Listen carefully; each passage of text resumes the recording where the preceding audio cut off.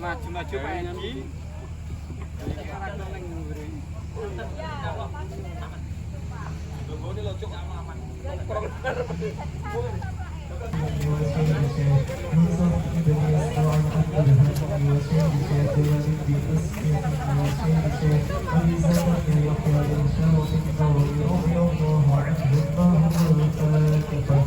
أعوذ بالله من الشيطان الرجيم بسم الله الرحمن الرحيم الحمد لله رب العالمين علم ربنا سبحانه أجعل بسحبه عليهم إبراهيم إذ أدهى بكل شيء إبراهيم أحدث تكبير رضي الله عنه الله الفاتحة أعوذ بالله من الشيطان الرجيم بسم الله الرحمن الرحيم الحمد لله رب العالمين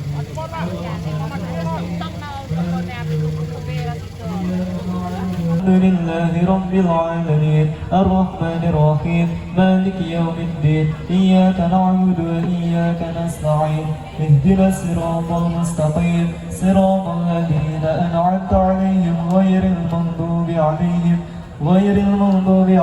ولا الضالين آمين وإلى حضرة جميع الأخوان الذاكرين بذكر الغافلين والذاكرات يتغمدهم الله برحمة ومغفرة من الله مالك يوم الدين إياك نعبد وإياك نستعين اهدنا الصراط المستقيم صراط الذين أنعمت عليهم غير المغضوب عليهم ولا الضالين آمين ثم إلى حضرة الأحياء والأموات من جميع الصالحين من الأولياء رجال الله العارفين والعلماء العاملين وجميع الأولياء في جوارها وبالأخص من جميع سنن السنن والإنصار أجمعين وسائر السادة الصحيات والمحققين أينما كانوا من مشارق الأرض إلى مغاربها إن الله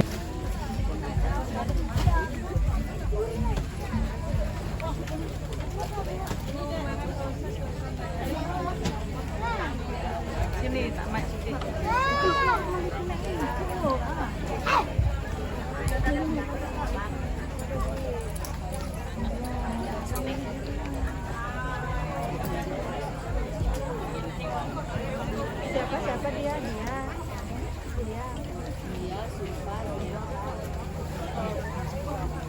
ini nangis bulan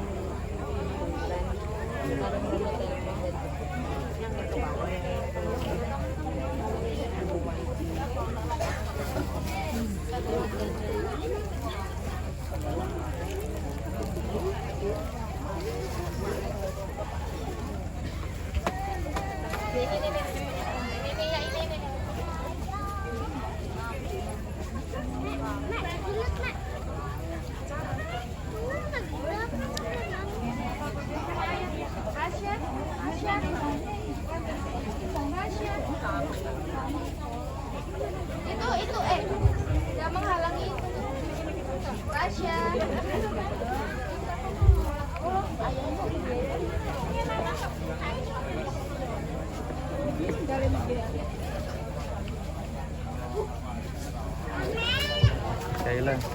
Kayla.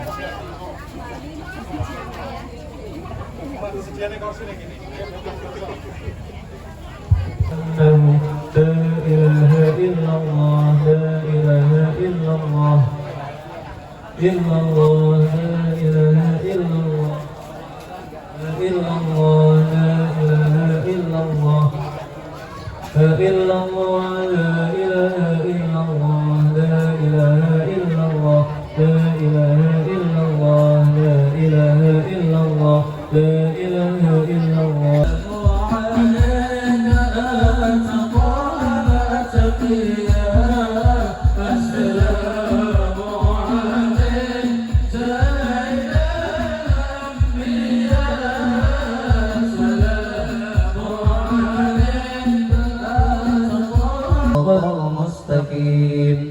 صراط الذين أنعمت عليهم غير المغضوب عليهم ولا الضالين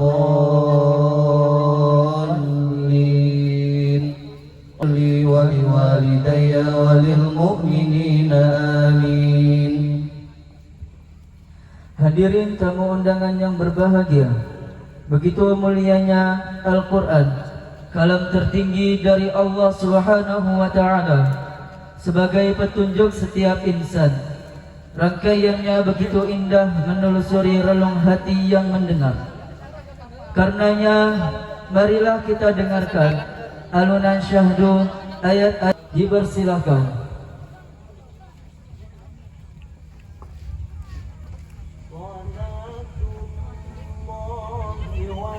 Salam ala man uhiyal Qur'an, salatullahi wassalam ala man uhiyal Qur'an wa ahli baitihil kiram wa sahbihi zawil Qur'an wa ahli baitihil kiram wa sahbihi zawil Qur'an. Salatullahi wassalam ala man uhiyal Qur'an, salatullahi wassalam ala man uhiyal Qur'an wa ahli baitihil kiram wa sahbihi zawil Qur'an wa ahli baitihil kiram wa sahbihi zawil Qur'an. Salamullahi warridwan ala man azzama al-Qur'an. Salamullahi warridwan ala man azzama al-Qur'an biqalbin khalisin wa muhibbin.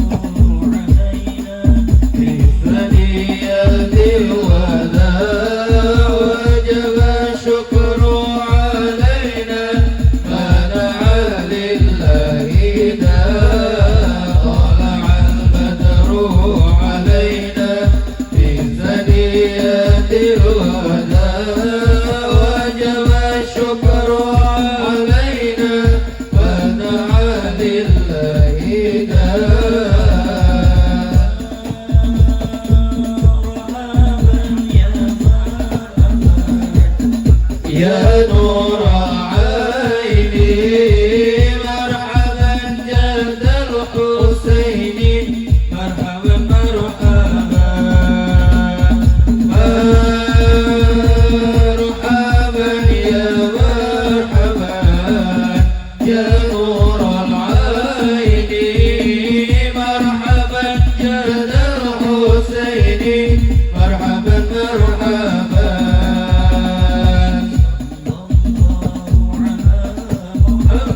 صلى الله عليه وسلم، صلى الله على محمد، صلى الله عليه وسلم.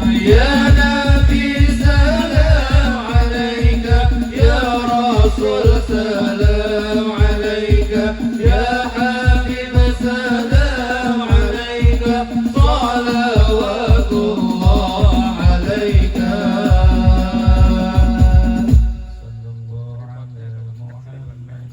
Hadirin tamu undangan dimohon untuk duduk kembali.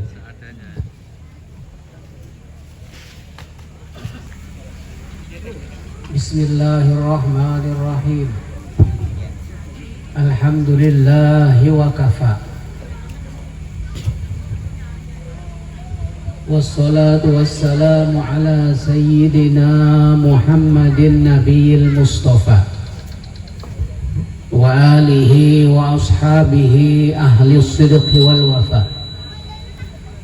Qala Allah subhanahu wa ta'ala A'udzu billahi minasyaitonir rajim. Bismillahirrahmanirrahim. Subhanalladzi asra bi'abdihi lailan minal masjidil haram ilal masjidil aqsa alladzi barakna hawlahu linuriyahu min ayatina innahu huwas sami'ul basir. Amma ba'du. Yang sama-sama kita hormati dan kita muliakan guru kita bersama, yaitu Al-Ustadz Muhammad Haris Purwanto beserta Ibu Ustazah Halimatus Sa'diyah. Semoga Allah Subhanahu wa ta'ala selalu memberikan kesehatan kepada beliau berdua untuk membimbing kita semua. Yang sama-sama kita muliakan Dewan Guru, Asatiz dan Asatizat Ma'had Tahfiz Syafa'atul Quran, adik-adik santri dan santriwati Ma'had Tahfiz Syafa'atul Quran yang kita hormati Bapak Ketua Kemenak Khobar atau yang mewakili, hadirin dan hadirat yang berbahagia. Alhamdulillah, puji dan syukur kehadirat Allah Subhanahu wa ta'ala yang telah memberikan taufik dan hidayahnya kepada kita, sehingga pada malam ini kita berjumpa kembali di dalam acara rutinan atau tahunan, yaitu Rajabiyah. Walaupun sekarang sudah masuk Sya'ban, tetapi yang namanya peringatan itu boleh aja, tidak harus tepat pada tanggalnya. Namun pertemuan kita, acara kita pada tahun ini kemungkinan ada sedikit beda daripada tahun-tahun yang lalu, yaitu jadwalnya ada rolling sedikit tadi. Jadi susunan acara ada rolling daripada biasanya. Kalau biasanya mau izoh terakhir, karena kebetulan ulun kondisi kurang sehat, jadi oleh beliau di rolling, dimajukan. Baru nanti dilanjut lagi dengan susunan acara yang lain. Salawat dan salam kita persembahkan kepada junjungan kita Nabi besar Muhammad SAW beserta keluarga dan para sahabat beserta para pengikutnya sekalian. Bapak-bapak dan ibu-ibu, peristiwa Isra dan Mi'raj yang dialami oleh Nabi besar Muhammad SAW itu adalah bahagian daripada akidah kita. Kita wajib percaya bahwa itu memang terjadi. Kita wajib meyakini bahwa itu memang terjadi kepada Nabi Muhammad SAW. Adapun di masyarakat, di dalam kehidupan, tanggapan tentang peristiwa Isra dan Mi'raj ini sejak awal terjadi itu ada 3 golongan yang menanggapi, dan 3 golongan ini semuanya punya generasi sampai hari kiamat. Jadi artinya tidak perlu dibahas, mau percaya silahkan, mau tidak juga silahkan. Golongan yang pertama itu adalah Sayyidina Abu Bakar Siddiq, sahabat Nabi. Sayyidina Abu Bakar Siddiq radhiyallahu ta'ala anhu dan sahabat-sahabat Nabi yang lain Ketika Nabi Muhammad menceritakan terjadinya Isra dan Mi'raj, mereka langsung percaya, mereka beriman. Mereka percaya bahwa itu memang terjadi kepada Nabi Muhammad SAW. Nah, orang-orang yang mukmin seperti ini sampai hari kiamat itu ada, dan kita wajib percaya bahwa Isra dan Mi'raj itu terjadi. Adapun golongan yang kedua, mereka menolak mentah-mentah. Mereka adalah orang kafir seperti Abu Jahal, Abu Lahab, dan abu-abu yang tidak jelas. Ini pun mereka punya generasi, punya pengikut sampai hari kiamat. Itu ada golongan-golongan yang tidak percaya dengan terjadinya Isra dan Mi'raj itu. Biar aja itu urusan mereka. Adapun golongan yang ketiga, ini adalah golongan munafikin. Nah, ini yang repot.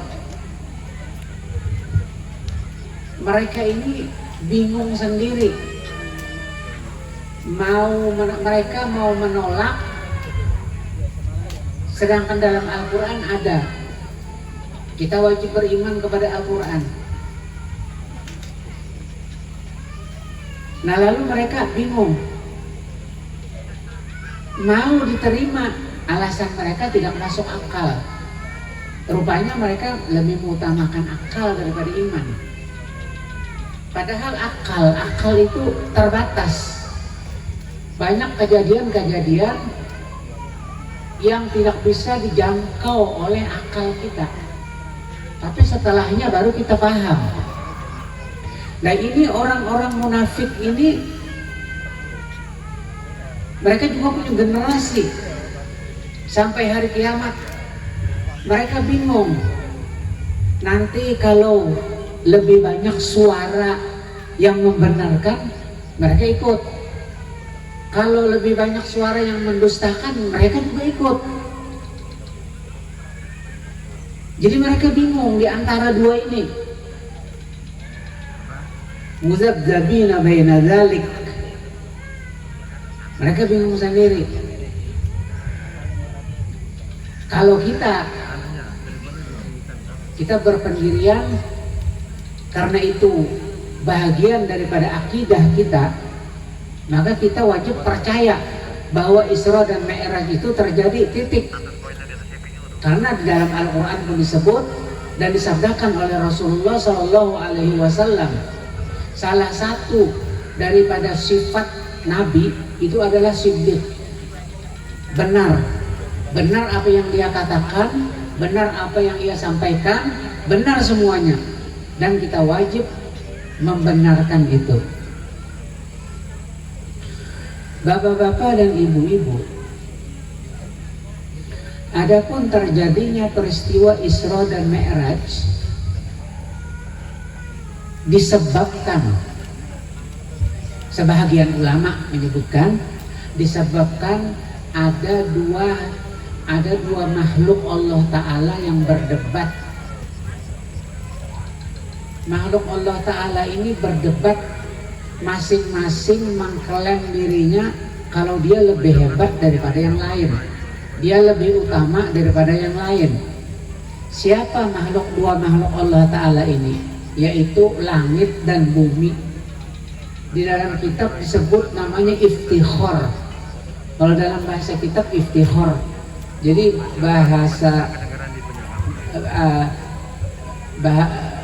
kalau bahasa Banjarnya iftikhar itu beagak-agakan. Entah kalau bahasa Indonesianya apakah itu bahasa Jawanya juga aku ingat lagi. Sudah kalawasan di sini. Iftikhar itu beagak-agakan. Jadi langit mengagaki bumi, bumi mengagaki langit. Ujar langit, aku yang lebih hebat. Ujar bumi, kada, aku yang lebih hebat. Masing-masing punya argumen. Berdebat dua ini. Nah, itu tuh yang di atas. Yang di atas sisi ufuk. Ujar langit, wahai bumi, aku ini kan di atas. Yang namanya di atas itu lebih utama daripada di bawah. Katanya si langit. Katanya si bumi itu benar. Tetapi coba lihat di malam hari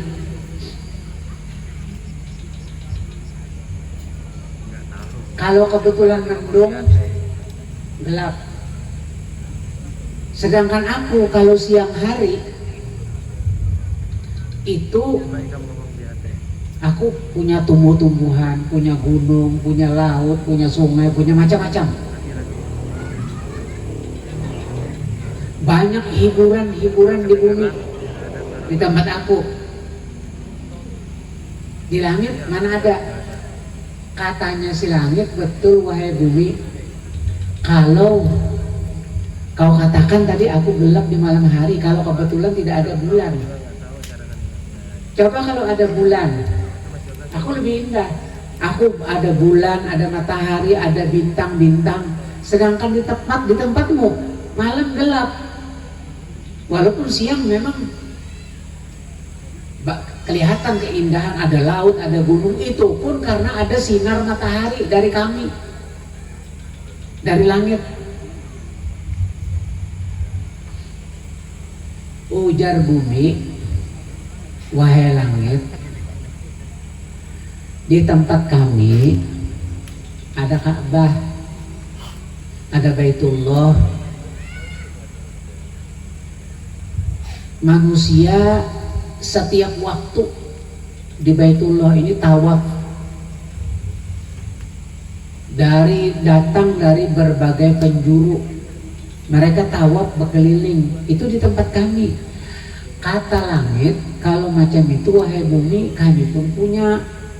Di tempat kami ada namanya Baitul Ma'mur. Baitul Ma'mur itu tempat tawaf malaikat. Malaikat tiap hari tawaf. Gini aja katanya si bumi. Aku tanya, kekasih Allah Ta'ala yang namanya Muhammad itu tinggalnya di langit apa di bumi? Nah, rupanya senjata pemungkasnya bumi ini. Sementara langit habis dalil sudah, argumennya habis. Nah, kalau macam itu, ujar langit, aku kalah. Tapi bukan berarti Ikam lebih hebat daripada aku. Kita punya pencipta, Tuhan kita sama, Allah yang wahdaniyah. Lalu si langit menangis. Cuma untung pada hujan malam ini.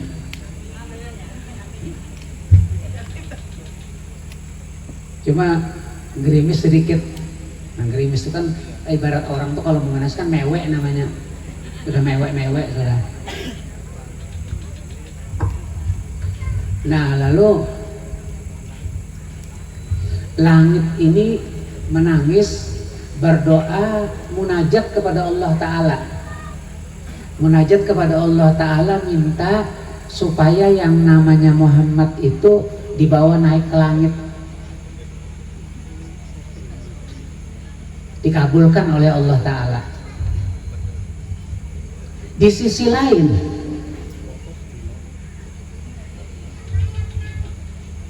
di surga itu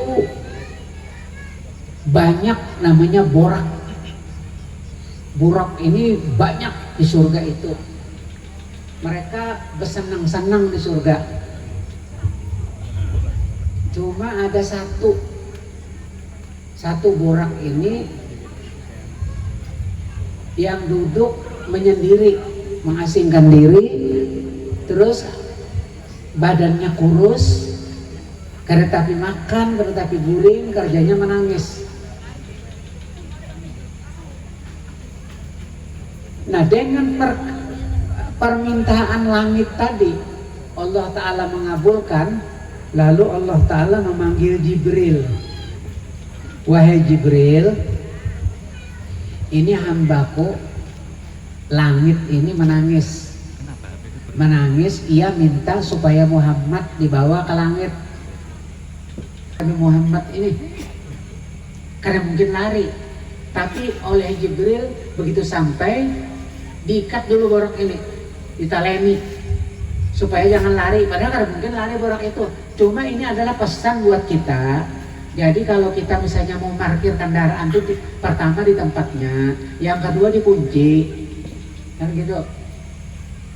Kalau misalnya kita parkir bukan di tempatnya dan lantas kada dikunci, hilang, siapa yang salah? Ya maling yang salah.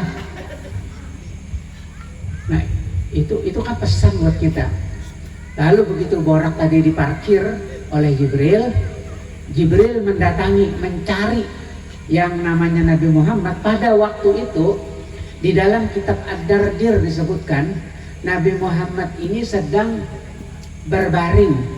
Berbaring itu kalau bahasa Jawanya kan kelesetan antara dua orang di Hijr Ismail. Jadi kelesetan atau berabahan di Hijr Ismail, Nabi Muhammad di tengah, Sayyidina Ja'far di sebelah kiri, Sayyidina Hamzah di sebelah kanan Nabi. Awas tuh, goyang-goyang kamu jalan. Begitu Jibril sampai ke situ, tiga-tiganya ini diliputi oleh nur. Diliputi oleh nur sampai Jibril itu merasa silau.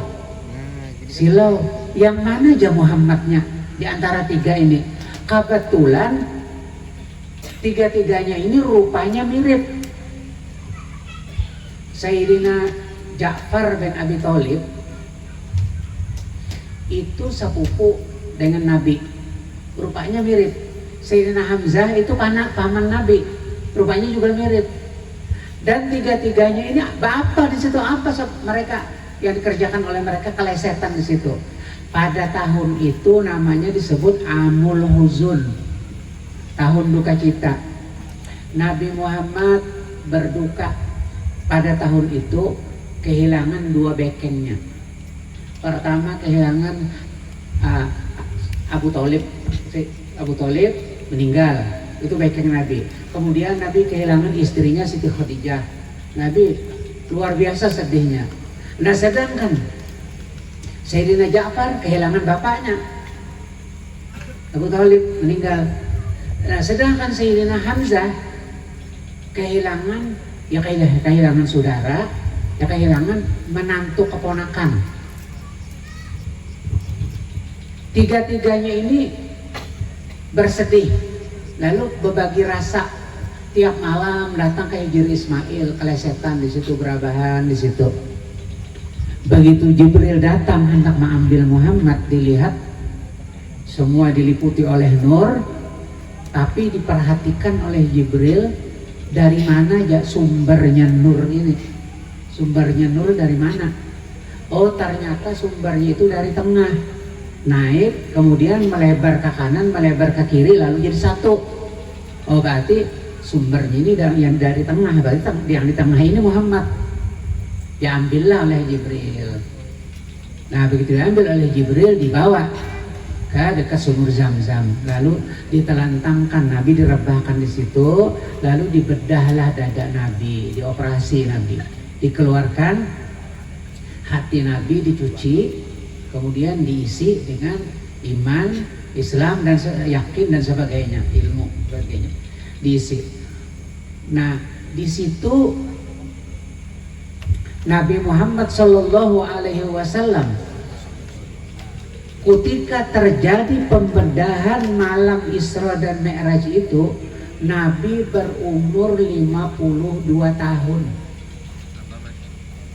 Lalu Al-Alim Al-Allamah Al-Imam Ajuri, beliau menyebutkan di dalam kitab-kitab beliau bahwa Nabi Muhammad itu pernah 4 kali mengalami pembedahan dada.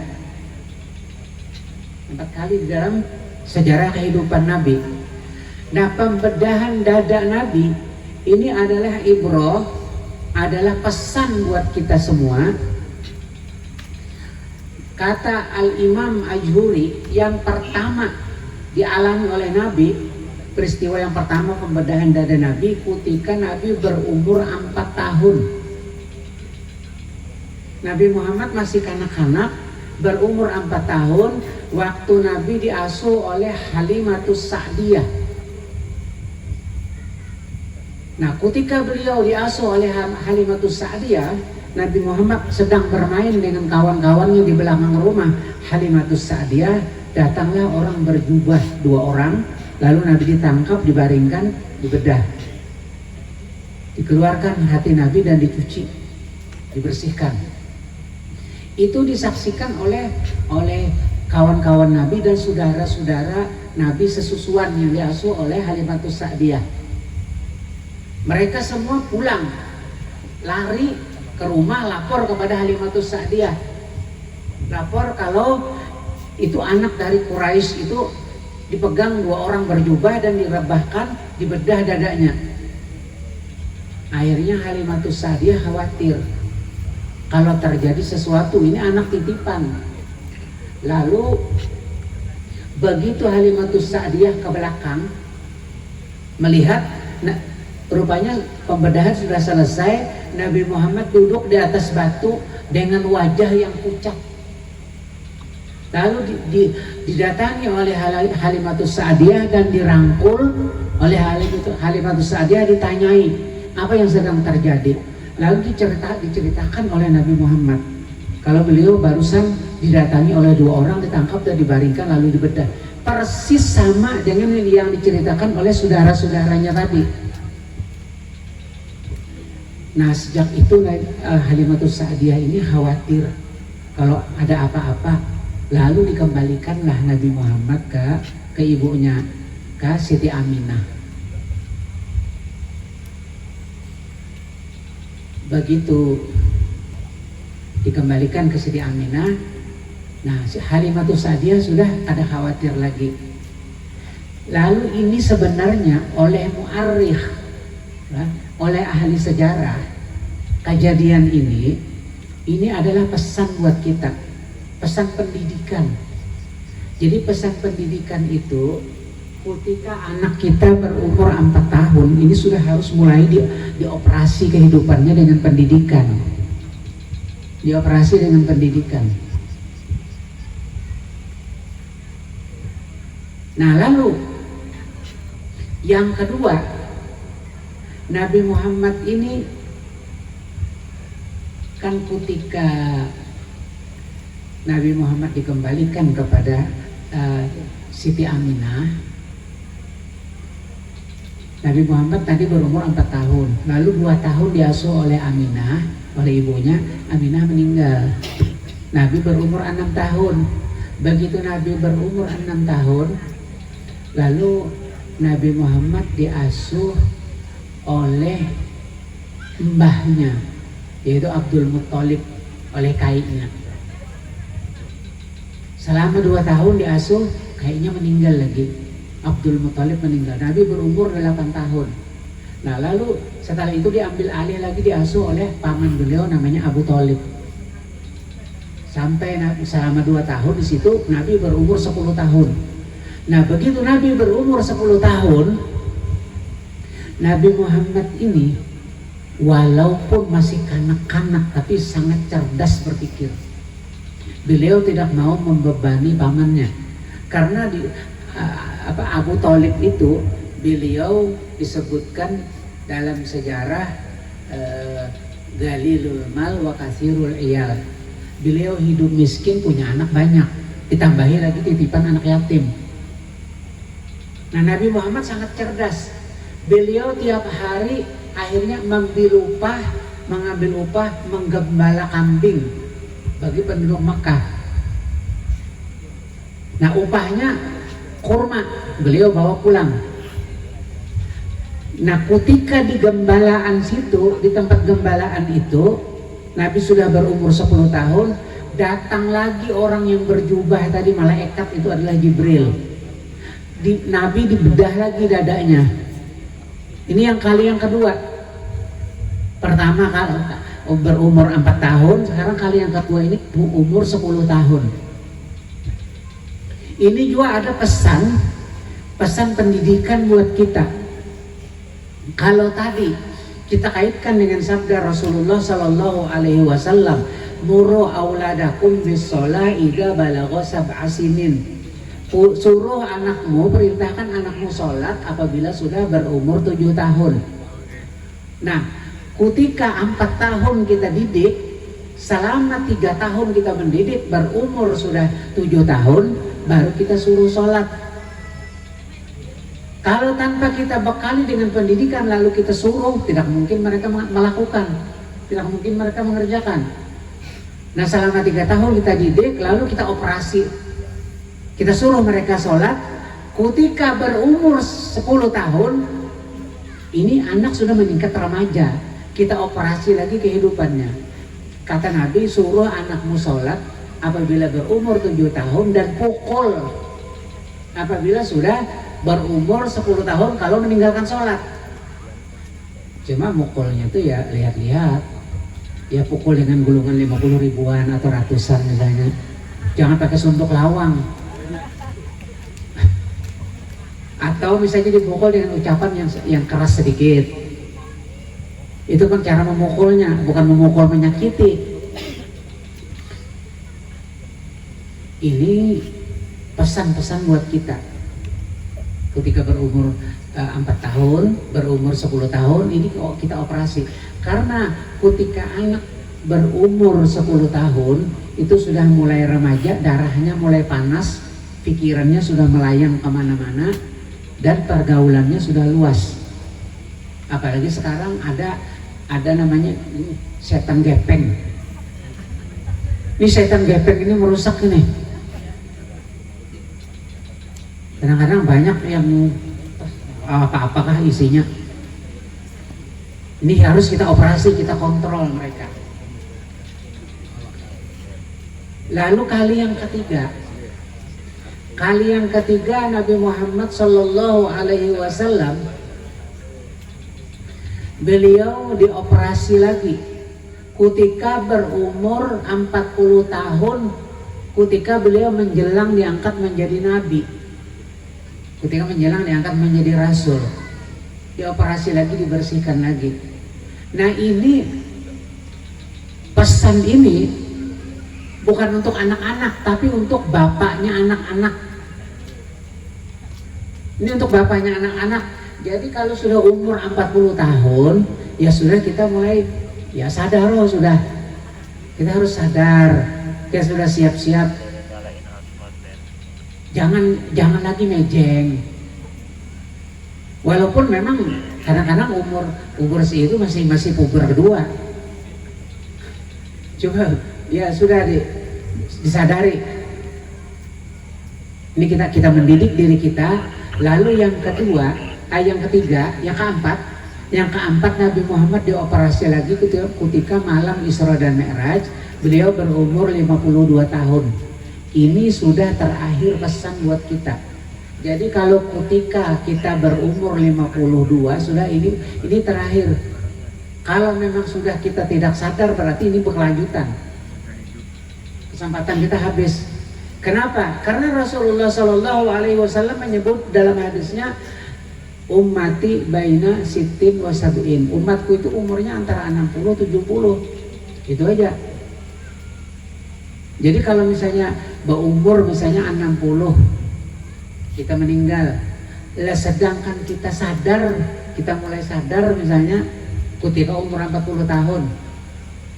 Berarti kebaikan yang kita buat cuma 20 tahun.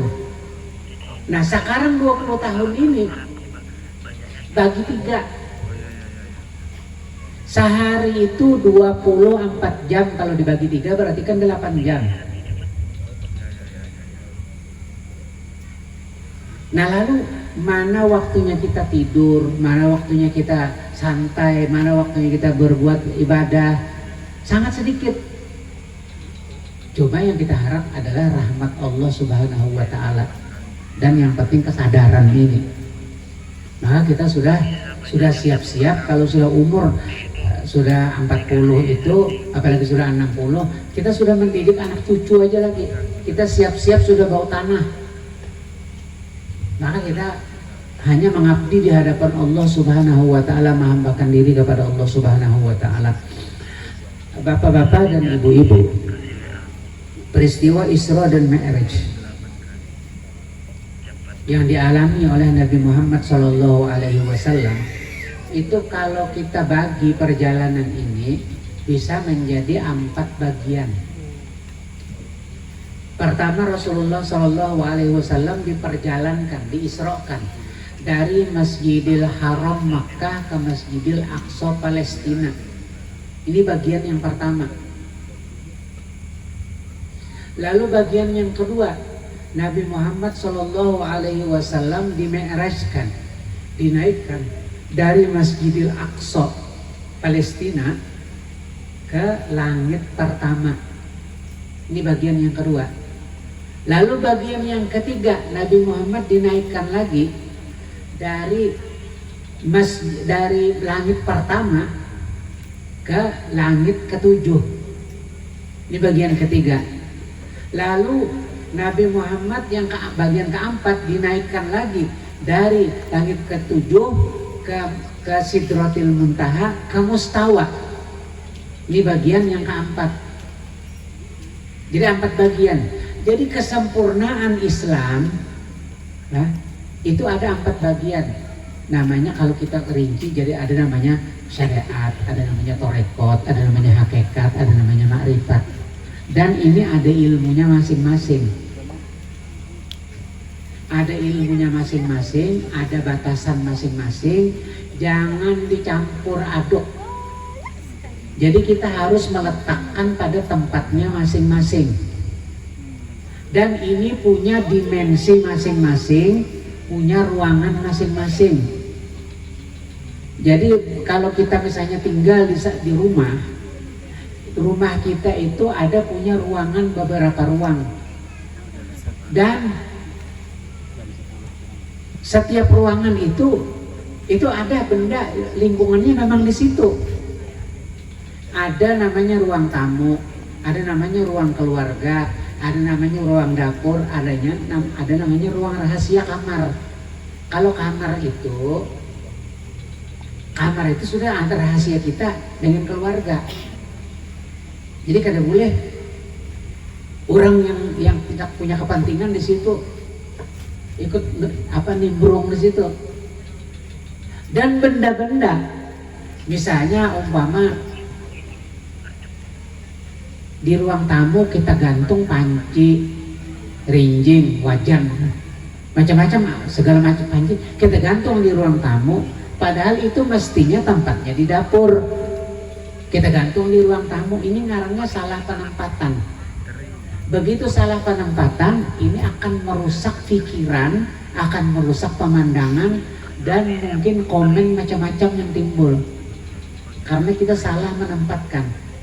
Jadi artinya begini, kalau kita mempelajari agama, syariat letakkanlah di ruang syariat, torekot letakkan di ruang torekot, hakikat letakkan di ruang hakikat, makrifat letakkan di ruang makrifat.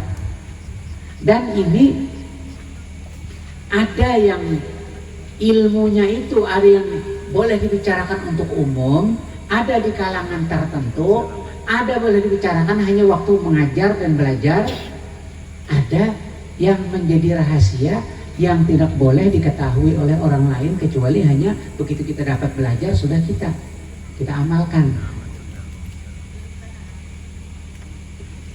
Ini bagian-bagian. Maka Rasulullah SAW begitu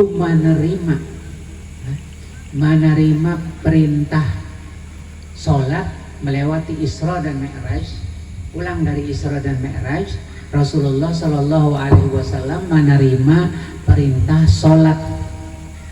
Nah, sholat itu disebut oleh Rasulullah SAW as-sholatu mi'rajul mu'min.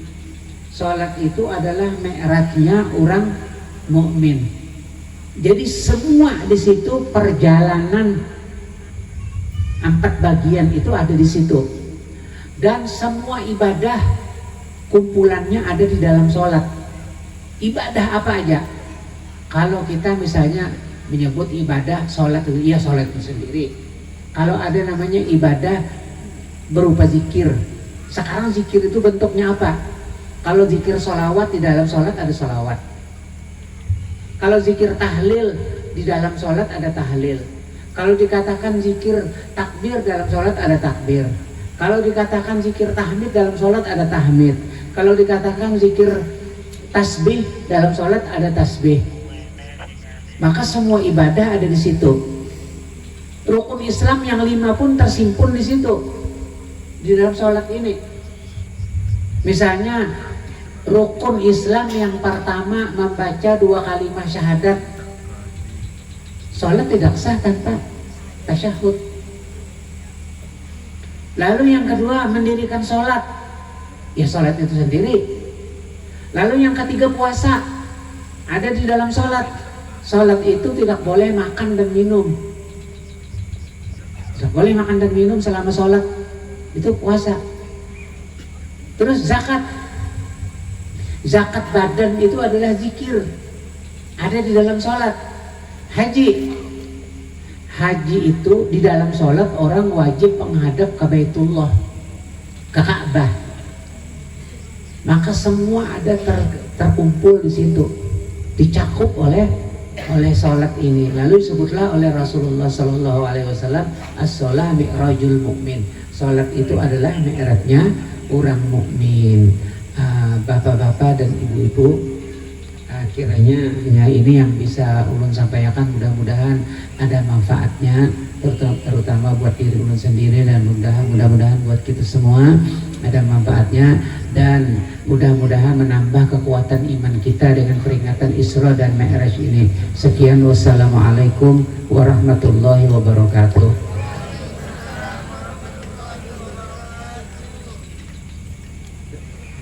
Bismillahirrahmanirrahim. Alhamdulillahirabbil alamin, wassalatu wassalamu ala asyrofil mursalin sayyidina wa maulana Muhammadin wa ala alihi wa sahbihi ajma'in.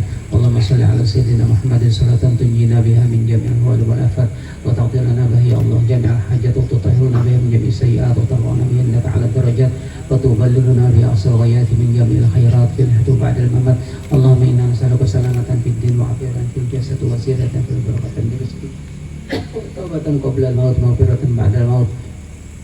Allahumma hawin alaina fi sakaratil maut wa najata minan nar wa fa'il hisab.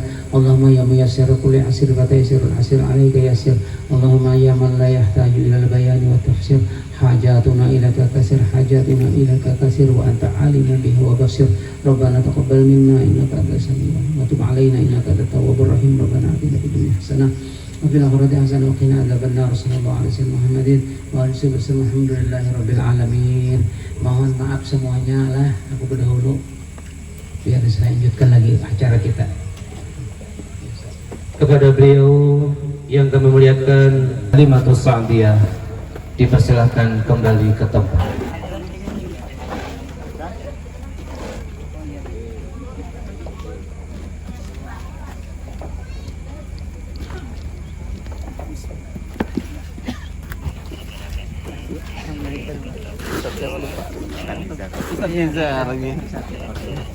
Iya, terima kasih semuanya. Terima kasih semuanya.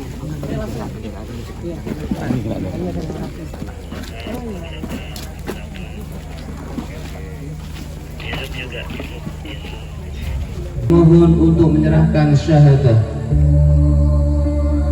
Kami panggil Khatimin Khatmil Quran 30 Juz bin Nazar ke-8.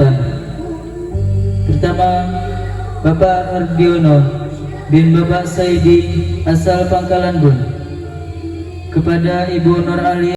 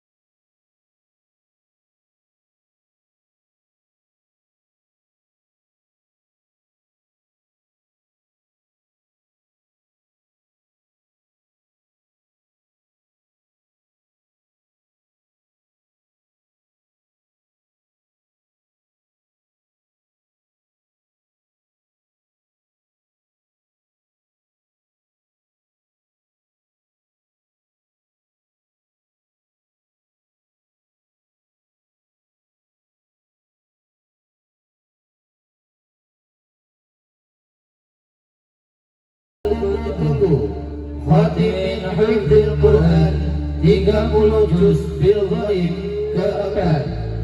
Ananda Hilki Fathur Rahman bin Bapak Junaidi asal Kuwait. Kepada Bapak Junaidi dipersilahkan. اللهم صل على سيدنا محمد. Allahumma shalli alaihi.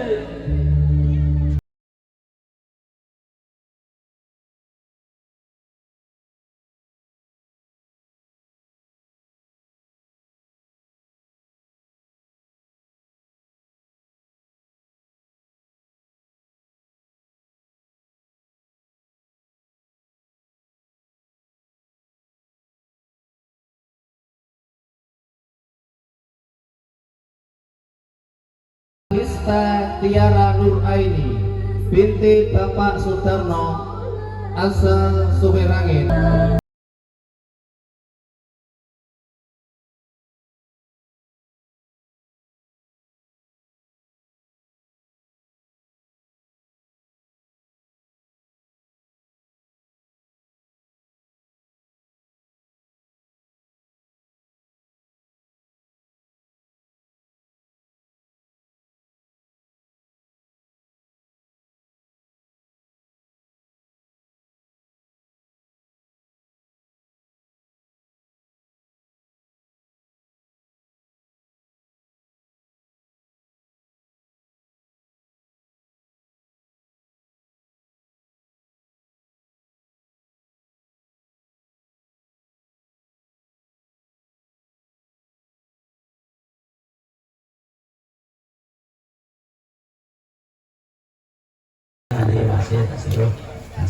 Pokoknya ngasih sampai jam setunggal atau jam kalian gitu mas, ya bisa. Allah, tilu nggak apa-apa, tilu nggak apa-apa. Oke, enggak langsung dulu, masuk lagi, malah lagi. Dilepas nama baca, baca nama apa? Dilepas nama, monggo sama sama bedanya.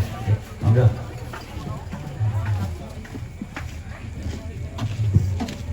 Mas Fikri, ya, masya Allah, ya, luar biasa pada diri. Monggo, monggo.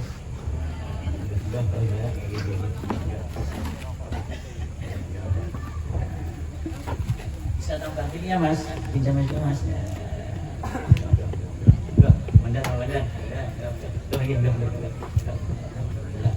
Ini para bangsa ini luar biasa, beliau selalu mengawal kiai, mengawal ustadz untuk keselamatan, artinya biar berjalan lancar dalam dakwahnya. Para beliau-beliau sangat berjasa dalam hal ini dan masih pertama kali di Syafaatul Quran. Jadi selamat datang di bumi Syafaatul Quran. Mudah-mudahan kita dan para beliau-beliau nanti dianugerahi juga yang hadir anak-anak yang menghafalkan Quran. Ya amin ya rabbal alamin.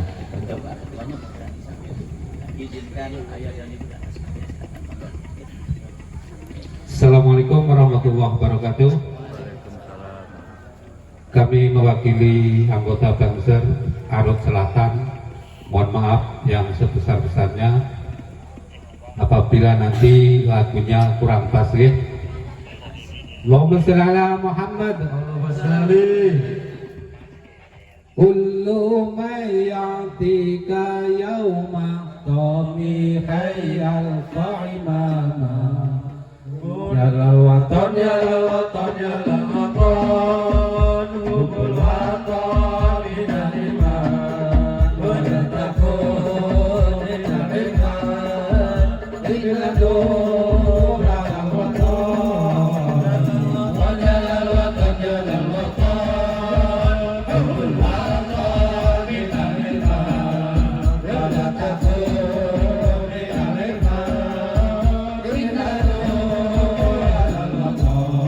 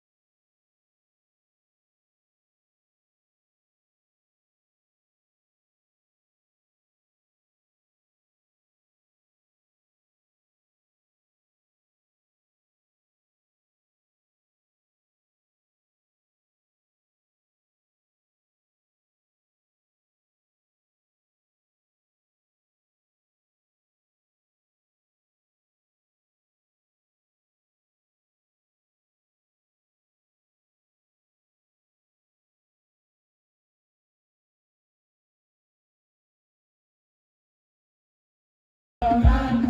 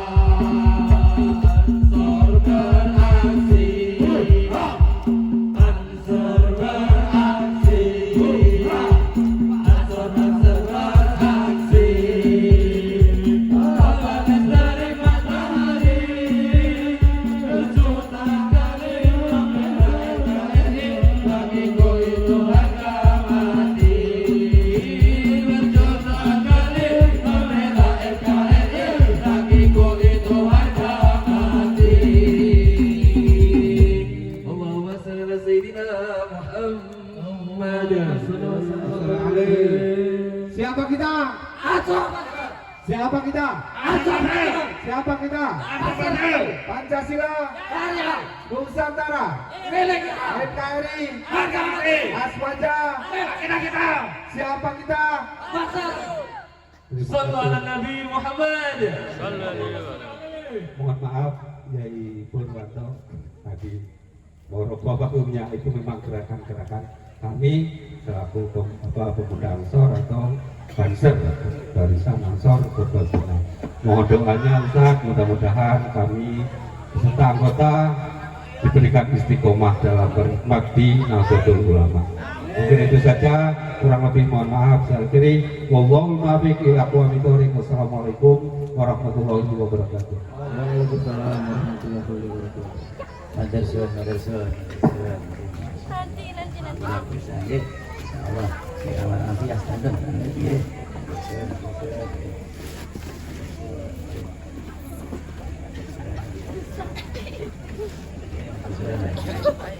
Allahumma shalli ala Muhammad. Oh, sekali. Luar biasa para beliau mengawal keadaan, pengajaran, pendidikan, dan khususnya para ustadz yang berdakwah di pedalaman. Saya sering bertemu dengan para beliau di Astra, di Makarti, di mana itu ketemu dengan para beliau. Alhamdulillah, mudah-mudahan para beliau sehat walafiat, berjuang dengan amin ya rabbal alamin. Sebagai rekungan niki pun saantawis pendalu nggih dalu nggih. Ya, iki wis tengah rolas iki biasanya suluk maleman nggih, suluk maleman, renungan monggo kita niki sak mangkin urip.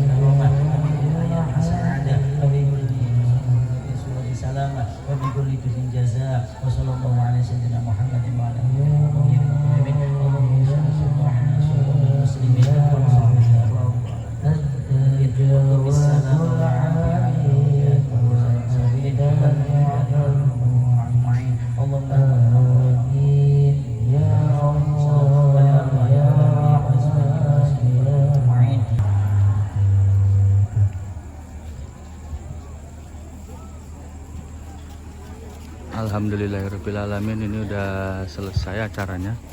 Jadi seperti ini ya suasana acara tasyakuran Khatmil Quran di Pondok Pesantren Syafaatul Quran Pangkalan Bun di Mendawai, Kalimantan Tengah. Jadi seperti ini ya para jamaah, ibu-ibu, bapak-bapak, dan banyak sekali yang hadir di acara tasyakuran ini. Kita bisa lihat suasana. Kepada beliau yang kami muliakan, Ustaz Muhammad Haris Purwanto, diaturkan jazakumullah ahsanal jazaa. Dihaturkan terima kasih sebanyak-banyaknya kepada tamu undangan Khatmil Quran Hifdzil Quran 30 juz bil ghaib ke-4, Hifdzil Quran 10 juz bil ghaib ke-5, Hifdzil juz amma ke-10, dan Khatmil Quran bin Nawar ke-8. Hadirin yang berbahagia, dengan mengucapkan alhamdulillahirabbil alamin, usailah sudah acara di malam hari ini. Kami yang bertugas memohon maaf yang sebesar-besarnya.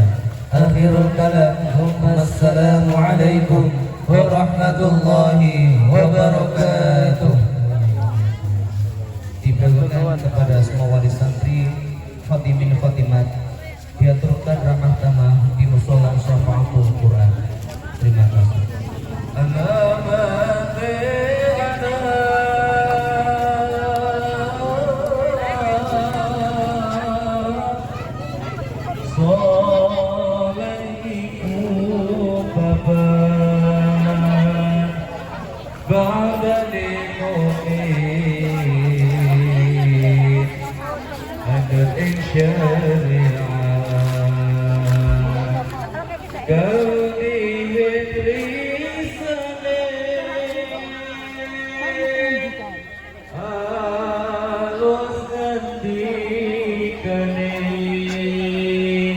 Kabindo mulia akan ing waktu